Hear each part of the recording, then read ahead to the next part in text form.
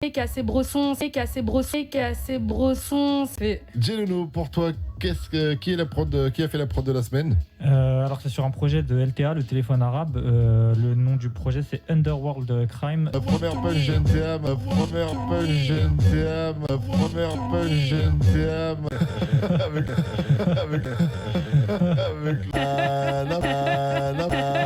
Possible. En tout cas, c'est la seule prod qui t'a fait kiffer cette semaine? Non, c'est pas la seule, mais j'aime beaucoup le côté très sombre.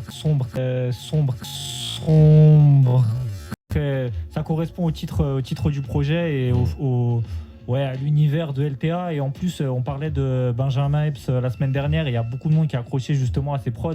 Et je pense que c'est un peu le même type d'ambiance, le même type de prod. Et chez LTA, c'est peut-être un peu plus. Il y a le côté un peu plus. Il y a le côté un peu plus. Il y a le côté un peu plus sombre en plus qui est un peu plus acide, qui fait plaisir. Et ben... Salut mon type, bienvenue à toi dans Boss Up. Ok. Faut qu'on se réveille en se franc là. Ça suffit la façon dont on parle du rap, ça suffit la façon dont on parle du hip-hop. Faut qu'on arrête de rester dans le cirque et faire comme si le rap c'était juste un divertissement. Ce que je remarque moi, c'est dans pas mal d'émissions en France, quand on parle du rap, on est toujours en train de dire oh la punchline. Non mais le rap c'est autre chose aussi. Le rap c'est pas qu'une punchline. Le mec qui t'amène des choses avec des punchlines, mortel, chambé, y a pas de problème là-dessus. Mais simplement le mec qui t'amène de la profondeur, il va falloir en parler aussi. Le mec qui t'amène de la profondeur avec des punchlines, il va falloir en parler aussi. On est trop bloqué sur le style et la forme.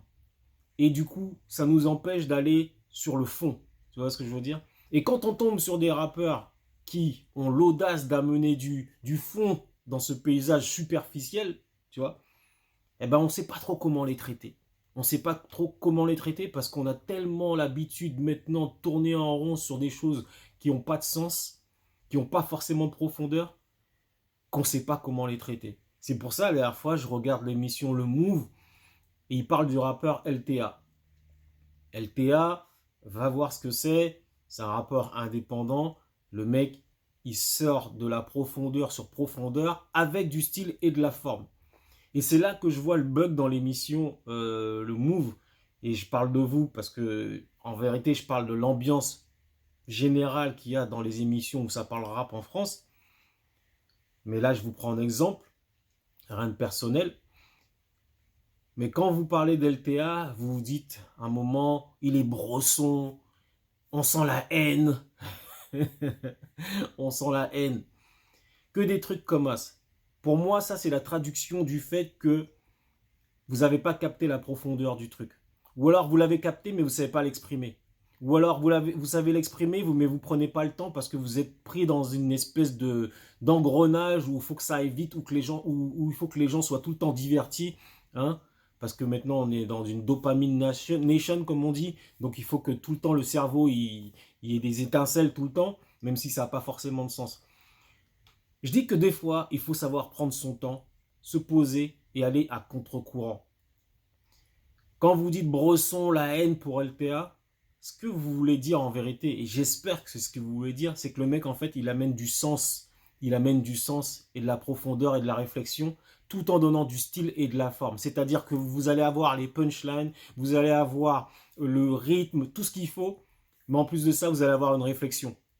Et c'est ça la diff avec ce genre de rappeurs-là, type LTA, type JL, tous ces rappeurs-là, en fait, ils amènent du sens en plus du style et de la forme. Et ça dans les émissions Peura, faudrait qu'on commence à s'arrêter là-dessus maintenant. Faudrait qu'on commence. Si je remonte très longtemps en arrière, ça existait déjà. Donc, il faudrait qu'on revienne un peu. Sur ces choses-là. Quand je dis ça existait en arrière, je me rappelle à une époque très très lointaine où c'était le Dina Style à la radio qui parlait de certains artistes et qui rentrait en profondeur dans ce qu'il disait, tu vois. Et je pense que là, c'est même pas je pense, mais j'en suis sûr. Il est temps que maintenant on revienne sur ça dans vos tables rondes, dans les émissions de radio là, où ça va parler de Peura tel qu'il faut en parler, c'est-à-dire que c'est un art et une discipline. Ok? C'est un art et une discipline. Donc là-dessus, Il faut s'arrêter. Quand un mec il t'amène quelque chose avec du fond, arrête-toi sur le fond. T'arrêtes pas juste en surface. T'arrêtes pas juste en surface.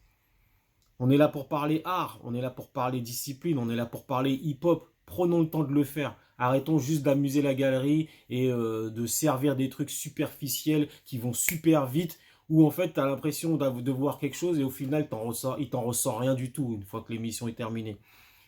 Bon, encore une fois, je vous dis le move, je vous ai pris en exemple, mais ça n'a rien de personnel. C'est juste que en général, il faut qu'on se réveille là-dessus. Il faut qu'on donne envie aux gens d'aller plus loin que la surface. Tu vois ce que je veux dire? Il y a la partie émergée de l'iceberg et il y a aussi le fond. Le fond, il est tout aussi important. Il est tout aussi important, sinon même plus important, parce que de la surface, tout le monde peut en faire. Le fond, c'est pas donné à tout le monde. C'est des mecs qui sont vraiment dédiés à ce qu'ils font, à leur taf de rappeur. Tu vois ce que je veux dire?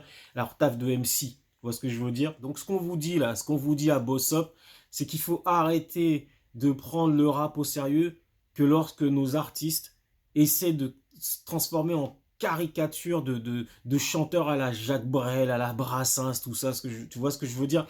Arrêtons de parler du rap au sérieux seulement quand les mecs ils font ça. Non, non, non, non, non.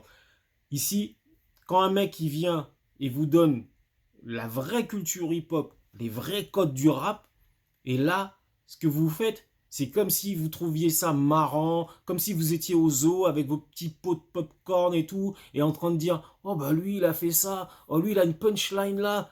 Eh les mecs, sérieusement, mais non, rentrons dans le sérieux de notre culture, traitons notre culture comme une culture, parce que beaucoup de personnes ont tendance à dire c'est une sous-culture, mais les gens qui disent ça, ce sont des gens qui sont hors de chez nous. Donc si nous-mêmes on se met à traiter nos artistes et notre créativité hip-hop comme si c'était un cirque, bah, on va pas avancer, on va pas avancer. Donc, ce que je veux dire, ce que je tiens à dire, c'est que un rappeur qui arrive avec sa propre expression personnelle, mais qui reste dans la culture hip-hop, eh ben ça a sans doute beaucoup plus de profondeur que tous les chanteurs français et tout là. Pourquoi? Parce que lui, il s'est pris la tête à s'exprimer avec vraiment, vraiment ce qu'il a dans les tripes et vraiment son style musical, sa culture dans laquelle il est issu. Tu vois ce que je veux dire? Il n'a pas cherché à copier un truc déjà existant et puis variette en compagnie. Enfin bref, tu vois ce que je veux dire. Donc, conclusion.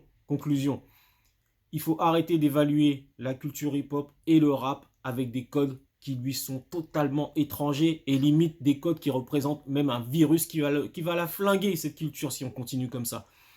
Donc prenons le rap au sérieux, traitons nos artistes au sérieux, traitons ce qu'ils nous livrent au sérieux. Donc, on y va en profondeur, on donne aux gens de chez nous ce qu'il y a de meilleur et tout ira bien et tout sera bien, mon type. Alright? Bon, tu connais déjà, on se dit à bientôt. D'ici là, tiens-toi bien, tiens-toi prêt.